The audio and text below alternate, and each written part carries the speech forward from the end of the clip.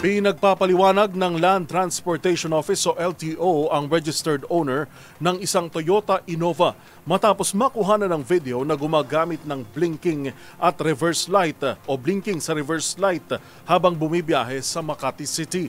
Ayon sa LTO, maaaring maharap sa administrative charges ang may-ari ng sasakyan dahil sa paggamit ng accessory na labag sa regulasyon. Magbabalita si Val Gonzales.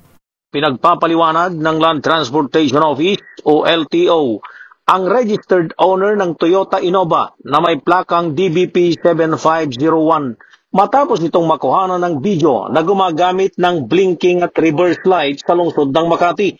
Ayon sa ahensya, maaaring maharap sa administrative charges ng vehicle owner na kinilalang si Nenet Imperial Romero dahil sa mga accessory ng motor vehicle na hindi sumusunod sa mga regulasyon. Sa inilabas na show cause order, inutusan ng LTO si Romero na humarap sa kanilang Intelligence and Investigation Division upang magpaliwanag kung bakit hindi siya dapat maparusahan sa naturang paglabag.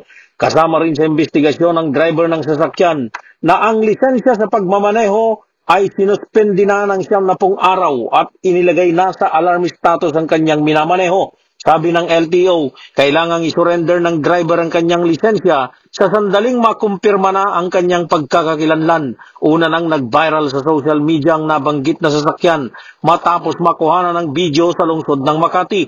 Itinakda ng LTO ang pagdinig sa tanggapan ng IIID sa East Avenue, Quezon City, alas 3 ng hapon sa araw ng Biyernes, 10 ng Oktubre. Para sa MBC TV Network News, ako si Val Gonzales, DZRH, una sa Pilipinas, una sa Pilipino.